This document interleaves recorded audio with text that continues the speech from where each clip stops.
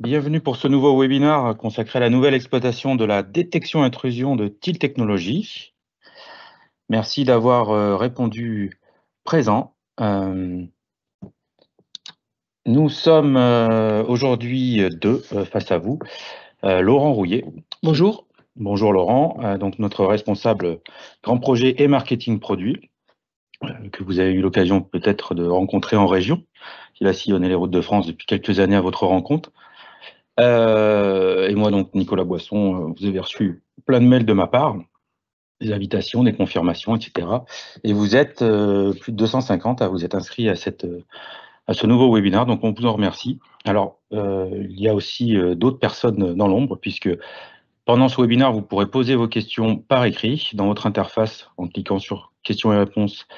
Eh bien, vous aurez accès à une interface qui vous permettra de poser des questions auxquelles répondront nos collègues qui sont là. Et c'est Félix Guédon, chef de projet R&D, qui a travaillé donc sur cette nouvelle intrusion, et Philippe Mendes, que vous connaissez aussi, qui est responsable prestation et qui est expert sur ces sujets, intrusion bancaire. Voilà, donc ils sont en backup, on va dire, avec nous. Aujourd'hui, un contenu un peu dense, alors ne prenez pas peur en voyant ce sommaire. Je vais essayer de faire déjà une première introduction pour vous présenter la nouvelle philosophie, en fait, cette nouvelle intrusion TIL, rapidement. Et après, c'est Laurent qui rentrera dans le détail de plein de sujets. Le paramétrage, l'exploitation avec le nouveau clavier Tactilis, mais aussi qu'est-ce qui se passe au niveau de la gestion des droits, de la supervision de nos microcésium, de toutes les fonctions métiers intrusion et de la télétransmission. Voilà. Donc, un thème large, on va essayer de tenir dans des délais pas trop longs. Alors, si vous avez reçu nos invitations, vous avez vu un peu le thème de notre campagne. On a choisi de communiquer sur le thème de la cyber, qui est un des thèmes importants aujourd'hui. Mais vous verrez dans ce webinaire que, en termes d'exploitation, il y a de plus en plus de demandes qui nous remontent du terrain pour avoir des fonctions toujours plus complexes, des échanges d'informations et des automatismes toujours plus nombreux, des process et des gestions des droits toujours plus précis. Et donc, c'est cette nouvelle philosophie qui a mené en fait nos développements vers ce que nous on appelle la nouvelle intrusion cube. Alors, il y a 4 forces, en fait. On a regroupé en 4 grandes forces, en fait, cette nouvelle intrusion. Donc, la première, bien sûr, c'est la cybersécurité. Donc, il faut savoir que nativement, l'architecture technique sur laquelle est basée l'intrusion TIL est la même que celle pour le contrôle d'accès. Donc, elle inclut et elle reprend tous les mécanismes de protection qui ont reçu la certification ANSSI en contrôle d'accès. Voilà, du terrain jusqu'au logiciel microcésium et au poste client. À tous les niveaux, toutes les communications sont chiffrées, tous les firmware, les matériels sont protégés contre le sabotage, voilà, dans des composants. Laurent est spécialiste de ces domaines-là, mais on rentrera peut-être plus dans le détail tout à l'heure ou pas. Mais en gros, tout est protégé et surtout tout est suivi, puisque dans le cadre de nos engagements de haute sécurité, on suit toutes les corrections, les vulnérabilités qui sont détectées, parfois sur certains petits composants qui intègrent nos matériels. Voilà, donc on met à jour que ce soit les firmware des modules terrain ou des automates ou la protection de bases de données. Voilà, on met à jour sans cesse nos systèmes. C'est le monde 2.0. Voilà, ou de toutes les applicatifs côté serveur, autour du PHP, web, Windows et autres, quoi. Voilà. Donc voilà, c'était le premier thème de campagne qu'on a utilisé pour la nouvelle intrusion, mais vous en verrez d'autres. La grosse nouveauté de cette nouvelle supervision intrusion, c'est justement que cette supervision est beaucoup plus intégrée qu'avant, avec la base de contrôle d'accès de microcésium. Voilà. Les droits utilisateurs de la surveillance intrusion sont maintenant dans une base commune avec celle du contrôle d'accès, donc c'est beaucoup plus simple et plus précis de gérer ces droits, et notamment à travers la notion de profil que vous verrez tout à l'heure. Les éléments matériels de l'architecture et donc leurs propriétés spécifiques à la surveillance intrusion s'intègrent aussi désormais de manière transparente avec la notion d'objet natif que vous connaissez déjà justement pour le contrôle d'accès, pour ceux qui connaissent nos produits bien sûr, et donc sans besoin de microcode, voilà, comme avant. C'est le cas également pour les caméras, les Maxibus de Sorea, avec les différents objets que l'on a, les abonnés côté Interphony Command, etc. Donc là, dernière pierre à l'édifice, les objets intrusion. Voilà. Intrusion, pardon. Tout comme les connecteurs, voilà, dont parlait Laurent, ou le contrôle d'accès. Et c'est toute cette, on va dire, homogénéité logique dans la base microsésame qui va réduire le temps de paramétrage, qui va vous ouvrir la porte à des échanges plus nombreux aussi, et plus faciles, on le verra tout à l'heure, notamment via les web services. On pourra faire, on va dire, avec les droits d'intrusion, presque la même chose que ce qu'on fait en termes d'ouverture avec les droits de contrôle d'accès.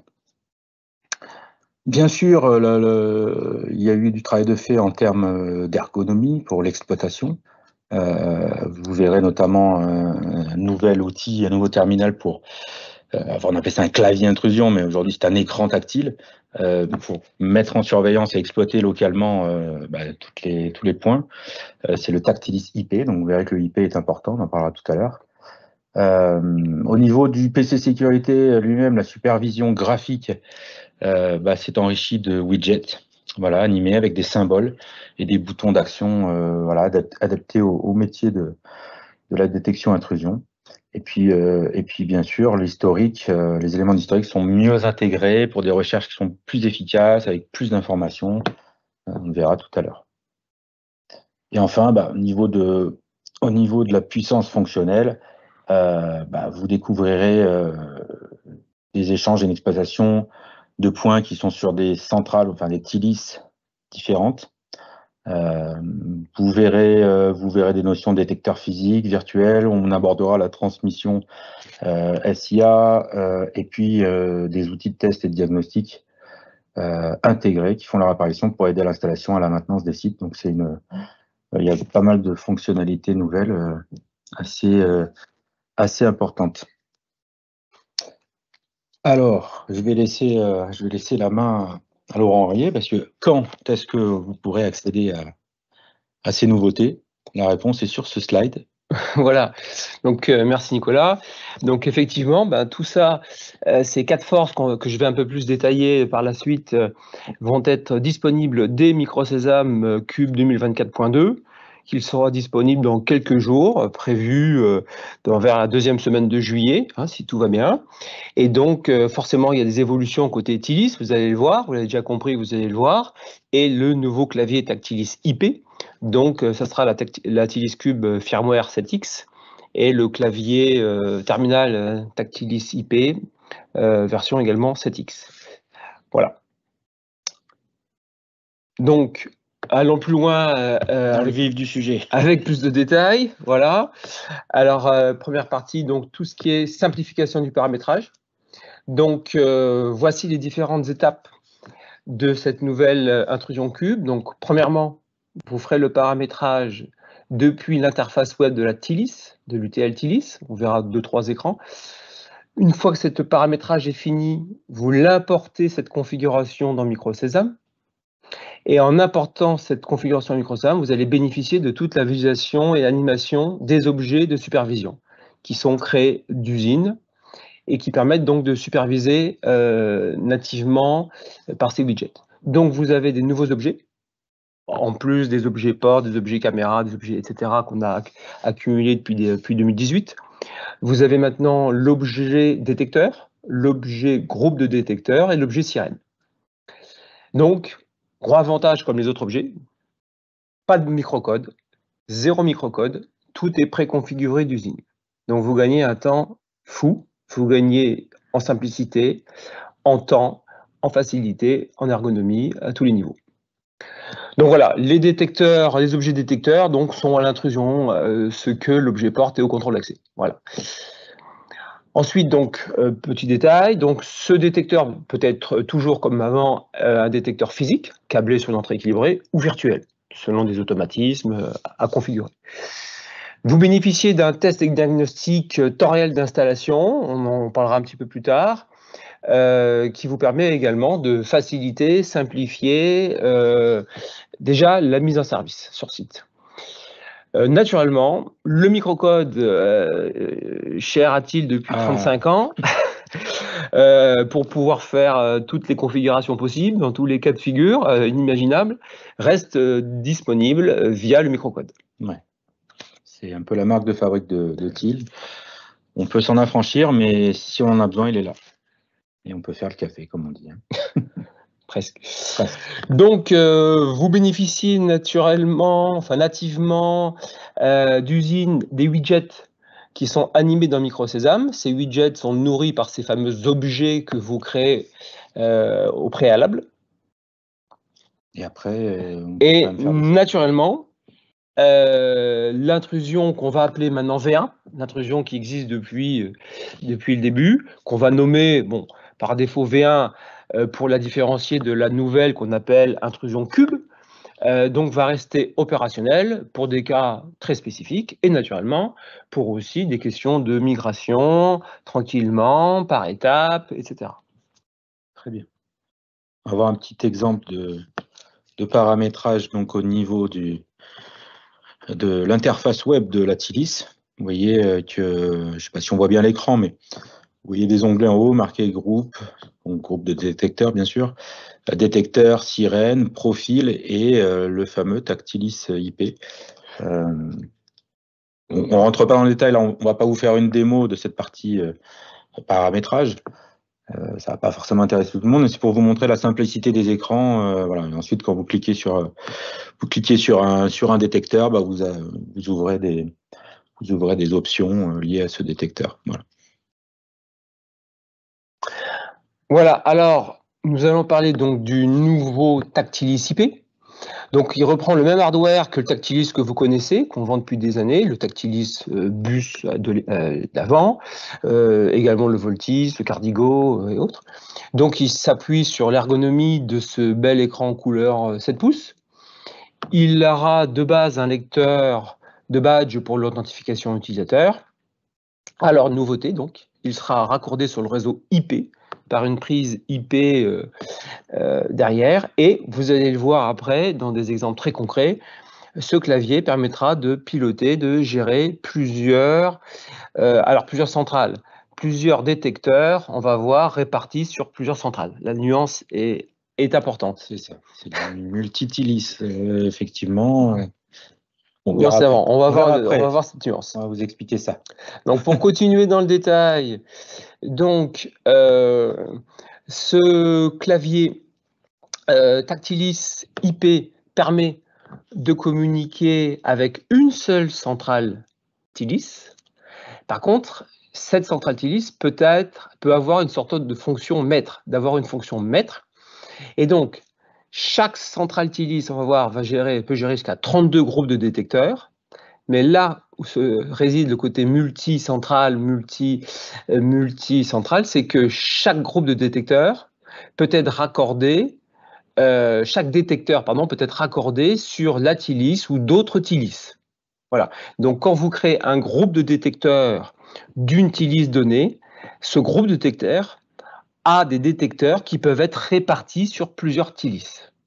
Et donc, l'avantage, c'est que tout ce que vos super techniciens faisaient à l'époque de variables inter-UTL n'est plus à faire, puisque c'est fait nativement par le produit Thiel, grâce à cette notion de groupe de détecteurs, dont les détecteurs peuvent être répartis sur plusieurs Thilis.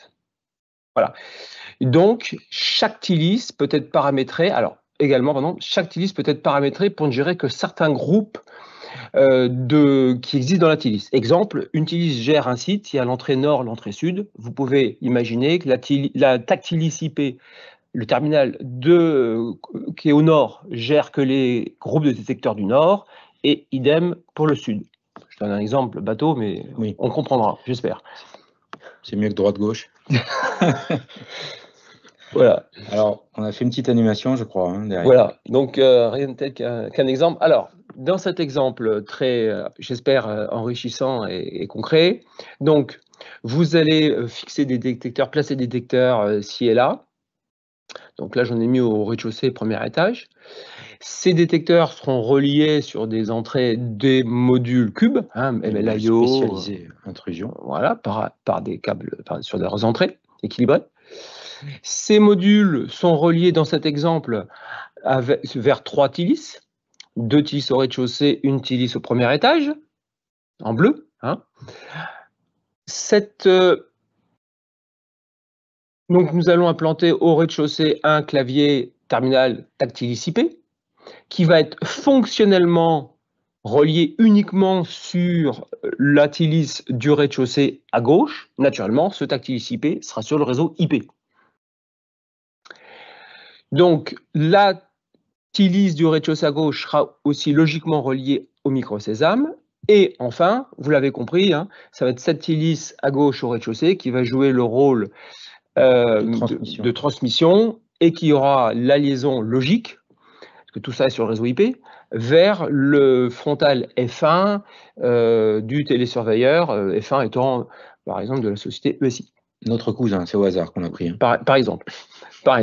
Donc, j'ai imaginé par exemple 2 groupes de détecteurs, un groupe de détecteurs du rez-de-chaussée, un groupe du détecteur du premier étage. Le Tactilis IP du rez-de-chaussée, on va donc configurer des 2 groupes. On va configurer tout ça sur la TILIS du rez-de-chaussée à gauche, qui est entouré en pointillés blancs. Donc on va créer le groupe rez-de-chaussée et les détecteurs du rez-de-chaussée, on va les intégrer dans le groupe du rez-de-chaussée. Et les détecteurs du premier étage, on va les intégrer dans un groupe du premier étage qui est configuré dans la TILIS du rez-de-chaussée. TILIS du rez-de-chaussée qui est en liaison avec le Tactilis IP du rez-de-chaussée. J'espère que c'est clair. Donc voilà, ces groupes vont pouvoir gérer X détecteurs de plusieurs TILIS, puisque la TILIS du rez-de-chaussée va gérer 2 groupes, le groupe rez-de-chaussée et le groupe premier étage, puisque, je le répète, les détecteurs du premier étage auront été rattachés logiquement à un groupe de détecteurs premier étage créé sur la TILIS du rez-de-chaussée. Donc, j'ai imaginé par exemple, c'est un exemple, hein, que la TILIS du rez-de-chaussée aura 2 profils d'intrusion. Pour le grand responsable, il peut tout faire, donc il peut avoir le rez-de-chaussée et le premier étage. Et pour quelqu'un peut-être moindre ou autre, bref, il y aurait un autre profil d'intrusion qui ne ferait que le premier étage. Et les 2 autres TILIS, celle du premier étage et celle du rez-de-chaussée à droite, n'auront aucun groupe ni aucun profil intrusion déclaré dans cet exemple précis. C'est juste une connexion physique. Voilà, donc pour résumer, le clavier Tactilis IP n'est relié qu'à une centrale TILIS cube, et c'est sur cette centrale TILIS cube que les groupes peuvent avoir des détecteurs issus de TILIS autour d'elle, naturellement, avec qui elle peut communiquer activement, donc sur le même réseau IP. Tout à fait. Alors, c'est bien, c'est qu'il y aura un replay. Donc, si vous voulez réécouter ce que vient de dire Laurent, vous aurez l'occasion de le faire. Non, il faut l'entendre 2 fois pour bien comprendre. C'est pour ça. Mais moi, j'ai bien compris. J'ai redit. Je ne doute pas que ce soit la même chose pour tout le monde. Donc, si encore une fois, bon, là, on ne va pas rentrer dans le paramétrage, mais pour vous montrer comment on configure un écran Tactilis directement dans l'interface. Vous voyez l'adresse IP, et vous voyez les groupes que l'on assigne. Tout à l'heure, mon exemple, nord et sud. Tout à fait. Donc, groupe qu'on a déjà créé dans les autres onglets que vous voyez à côté, groupe et détecteur. Alors, il y a un truc dont on n'a pas parlé, c'est l'authentification. Donc, pour authentifier les personnes en fonction de leurs droits et profils, vous aurez avec votre badge. Donc, vous aurez forcément le lecteur intégré sur le Tactilis IP et vous aurez deux possibilités, c'est soit par badge plus code clavier personnalisé. C'est le fameux code d'accès renforcé qui existe depuis des siècles et qui existe depuis des années chez TIL. Voilà, c'est le même code. Mais voilà, on a envisagé d'autres fonctions ultérieurement qu'on ne va pas présenter ici, mais c'est sur la roadmap. Ça ne sortira pas cette année. Voilà. Nous faire la demande. Avec un code intrusion différent, qui serait différent. Comme ça, vous n'avez pas besoin de nous contrôle d'accès. Vous n'avez pas besoin de nous poser la question par écrit là dans l'interface question-réponse. On vous l'a écrit. Voilà. Là, on envisage plein d'autres modes d'authentification des utilisateurs par code. Voilà, généré automatiquement, pas automatiquement, etc., etc. C'est pour plus tard. Alors, gestion des droits. Donc, nous allons avoir également donc une nouvelle gestion des droits intrusion, j'entends. Donc, vous allez avoir des nouveaux profils intrusion pour les identifier. Alors, premièrement, il va falloir définir des profils intrusion sur chaque centrale intrusion. Donc, sur chaque centrale, vous avez créé vos détecteurs, vos groupes de détecteurs, et ensuite, vous avez différents profils qui permettent de... Alors, ces profils d'intrusion vont embarquer deux choses. Elles vont inclure le ou les groupes qui sont associés, par profil d'intrusion, et également, dans le profil d'intrusion, on va y inclure les droits opérateurs, c'est-à-dire, exemple de droit, est-ce que j'ai le droit de mettre en surveillance, hors surveillance, faire une dérogation, éjecter un point, etc. C'est différents droits opérateurs. Donc, le profil d'intrusion va inclure cet ensemble. Quels groupes sont possibles de détecteurs et quels droits opérateurs j'ai. Voilà. Naturellement, il sera, vous, l'utilisateur, pourra mettre en ou hors surveillance, etc., l'intersection entre ce que lui-même a le droit de faire, ça sera en fonction des profils d'intrusion qu'on lui aura attribués, et ce que le terminal Tactilis IP a le droit de faire. Dans mon exemple tout à l'heure, sur l'entrée nord avec le Tactilis du nord, il ne peut gérer que les groupes du nord. Et donc, lui est limité à ça, dans cet exemple. Hein. Et en plus, et vous aussi, quels sont votre profil d'intrusion? Voilà. Et donc, ça sera l'intersection entre ces deux-là qui fera ce que vous pourrez faire. Allez. Donc, les profils d'intrusion qui sont préalablement créés dans chaque TILIS sont importés dans MicroSesame. Alors, chose très intéressante, on a prévu d'inclure ces profils d'intrusion à l'intérieur des profils contrôle d'accès que vous connaissez. Dans les profils de contrôle d'accès que vous connaissez, il y a les lecteurs d'accès, les groupes, les étages, les ascenseurs, les clés, les c'est dans les fiches identifiées, en fait. Etc. Voilà. Et il y aura en plus les profils d'intrusion. Naturellement, vous pourrez aussi assigner directement ces profils d'intrusion depuis la fiche identifiée sans passer par le profil d'accès. Mais le gros avantage de l'intégrer par profil d'accès, c'est que vous pouvez assigner qu'un seul profil d'accès et ça englobe tout, les droits d'accès, les droits d'intrusion, etc. Et si vous avez mis en place des automatismes, par exemple avec les RH, quand un nouvel arrivant vient lui attribuer un profil par les RH, tout va être fait automatiquement, toute la chaîne. Ses droits d'accès et ses droits d'intrusion vont être forcément générés en fonction de son profil. Donc, ça va simplifier quand même le travail du service sécurité. Alors, les quelques limites, c'est vous pouvez créer X profils d'intrusion par TILIS. Par contre, une personne n'aura le droit à un seul profil d'intrusion par TILIS. C'est-à-dire que j'ai mis X dans la dernière ligne.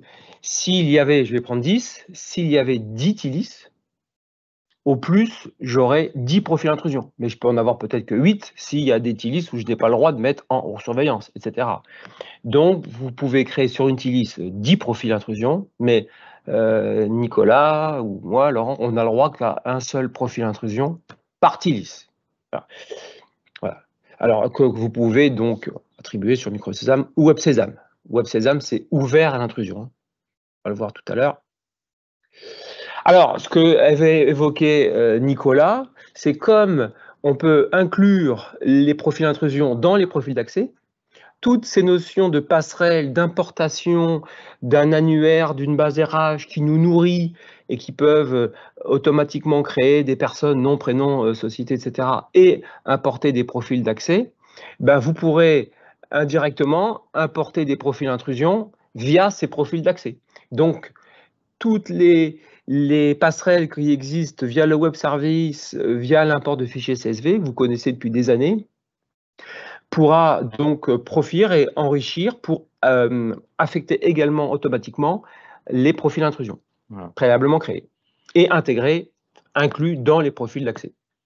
Ça devient vraiment MicroSesam un outil d'ID management où avant on était plus centré sur le contrôle d'accès. Maintenant, l'identifié est au cœur de tout et ses droits multiples, peut-être demain GTB, etc. Tout est centralisé, tout peut être interconnecté avec des applications tierces, suivre des process internes, etc. Un petit exemple de la configuration de profil, mais au niveau donc de la TILIS, là encore une fois. Donc vous voyez ici plusieurs profils, vous voyez les droits des profils, voilà, est-ce que je peux armer les groupes, etc. Vous voyez les groupes qui sont gérés il y a 3 profils, et par ligne, vous voyez quels sont les droits du profil et les groupes qui sont gérés. Voilà, Après, si vous voulez en voir plus, il faudra venir en formation chez nous. Là, on essaye déjà de vous présenter on va dire, le sommet de l'iceberg. Alors, pour continuer, naturellement, beaucoup de l'information a été consolidée nativement grâce à cette nouvelle intrusion cube. Donc, l'historique également consolidé nativement. Donc, l'historique au niveau des UTL. Voilà. Voilà, je vous laisse un peu regarder. On peut faire beaucoup plus d'informations. L'historique également au niveau du web Sesam. Donc avec l'historique intrusion, mais également une fusion globale, contrôle d'accès, intrusion, événements et autres. Voilà. Enfin, on l'a déjà dit plusieurs fois, grâce à ces objets de supervision, vous avez nativement en bibliothèque les widgets associés qui permettent d'être animés nativement dans la supervision MicroSesam. Donc au niveau PC sécurité. Au niveau PC de sécurité. Donc ces widgets natifs permettent de visualiser les états, passer des télécommandes. Voilà, on aura plusieurs choses à dire, mais voilà, visualiser l'identifiant, etc. Donc, et puis des liens directement pour passer de ce widget vers l'historique. Donc ça, c'est toujours intéressant. Donc voici, un exemple de l'historique intrusion sur Web Sesam. Ouais, on a fait exprès de vous montrer Web Sesam, parce qu'effectivement, aujourd'hui, la partie web de MicroSesam se développe de plus en plus, et à chaque fois qu'on fait un développement sur l'un, on fait un développement sur l'autre, et on enrichit toujours plus l'ergonomie donc de cette partie Web Sesam. C'est pour ça qu'on vous a pris cette historique-là. Et donc vous retrouvez un nouvel, dans le menu, un nouveau chapitre avec l'intrusion cube. Voilà. Et ensuite, vous pouvez faire des recherches combinées avec les autres événements, et pas que l'intrusion, justement.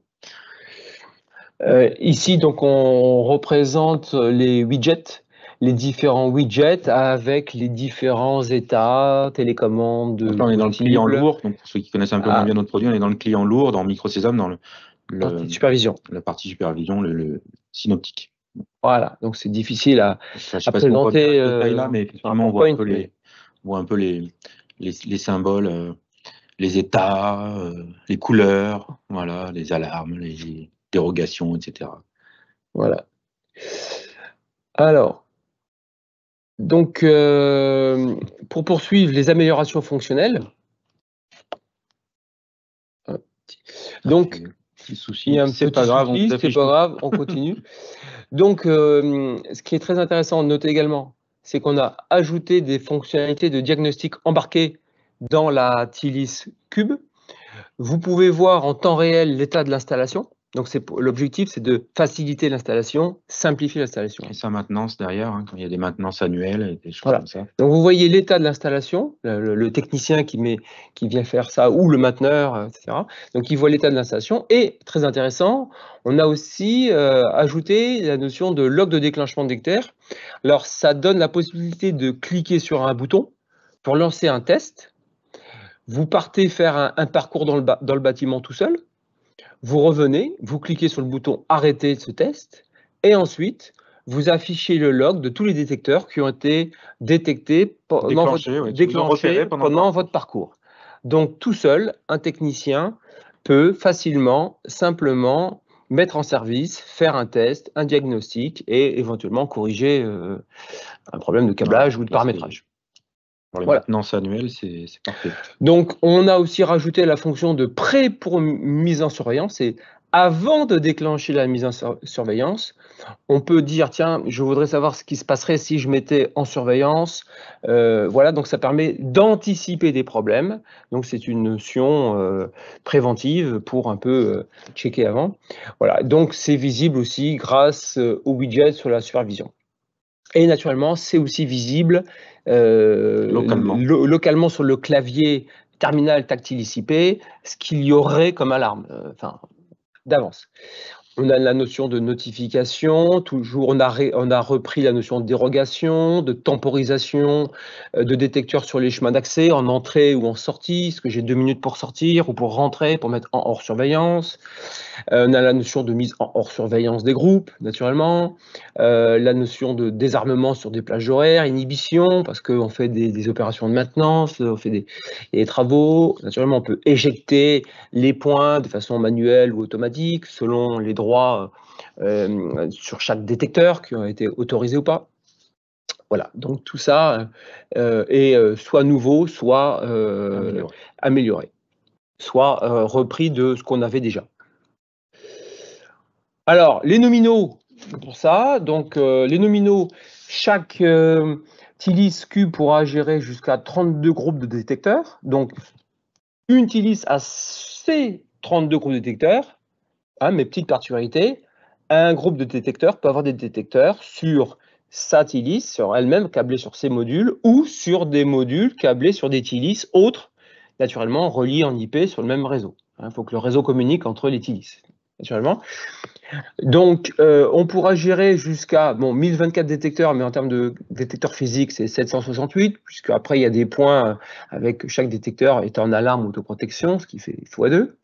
Il n'y a pas de limite de tactile ICP. Il n'y a pas de limite produit, constructeur. Même par bureau. Si vous... Voilà. On n'a pas de limite du profil intrusion par TILIS également ou par microsésame. Seule limite, pour éviter, et puis je pense que c'est mieux pour chaque client exploitant de retrouver ses petits, on a un seul profil intrusion par identifié par TILIS. TILIS qui peut avoir par contre X profils. Voilà.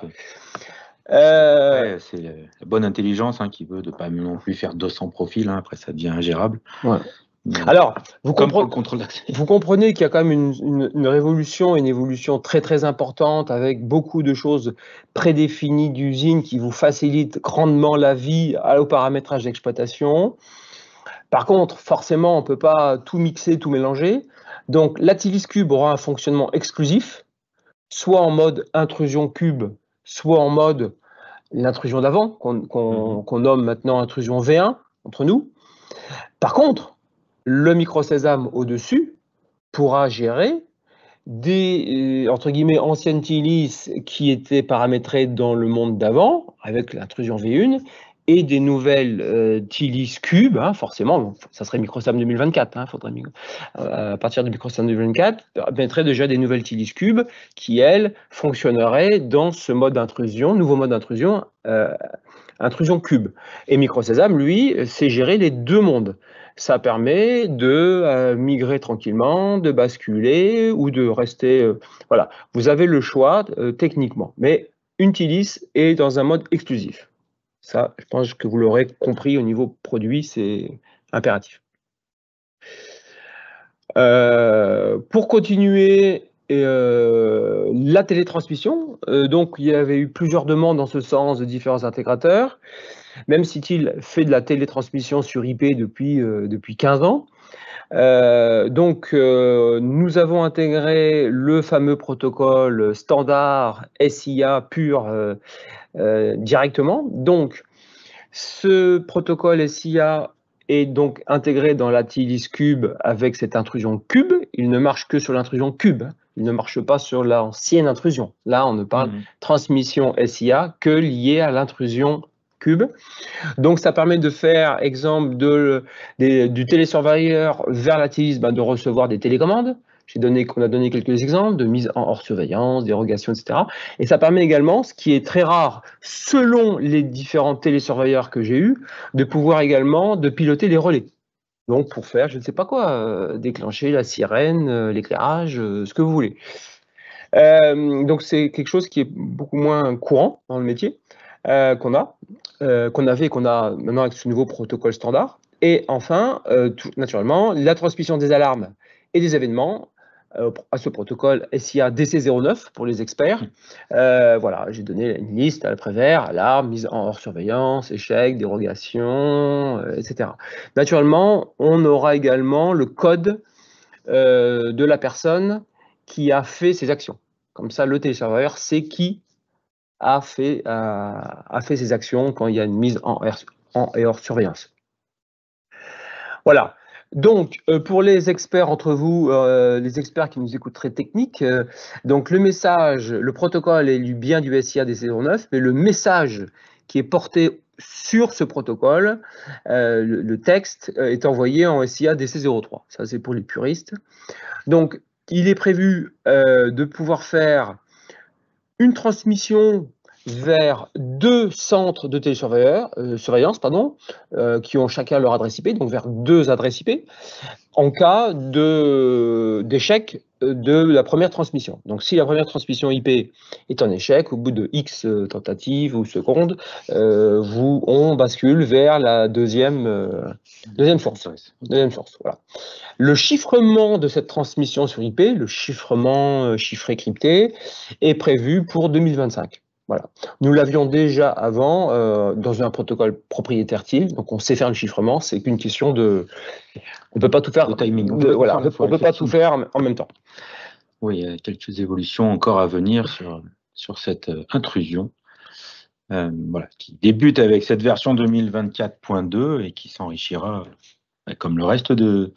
Vous avez l'habitude maintenant, le reste des interfaces et des solutions TIL. Voilà, on a réussi à tenir en une quarantaine de minutes. C'est un sujet où il y avait encore plus de choses à dire, mais on a essayé de vous dire le principal. On espère que ça vous a donné envie de l'essayer. Donc, plus que quelques jours à attendre pour les intégrateurs qui téléchargeront la prochaine version MicroSesame. Si vous avez des questions, bien sûr, je vous renvoie à votre commercial TIL Technologies ou vous m'envoyez un petit mail et je transférerai à la personne qui saura mieux vous répondre, voilà, aux aiguilles. C'est sûr que là, peut-être quelques besoins en avant-vente sur cette nouvelle philosophie, puisqu'on change un peu tout quand même. On garde, on va dire, le meilleur de la philosophie Cube et du contrôle d'accès TIL qu'on a on va dire, déployé vers l'intrusion, mais c'est vrai que ça change beaucoup de choses. Donc il y aura forcément des questions et il y aura forcément des super sites à faire. Voilà, on va vous remercier. Oui, merci pour votre écoute. On espère qu'on aura répondu à vos questions par écrit. Alors, c'est pas évident, donc c'est pas toujours évident dans l'interface qui n'est pas super bien faite pour ça, de répondre à toutes vos questions. Ceux pour qui on n'a pas eu le temps de répondre, on vous fera la suite par mail.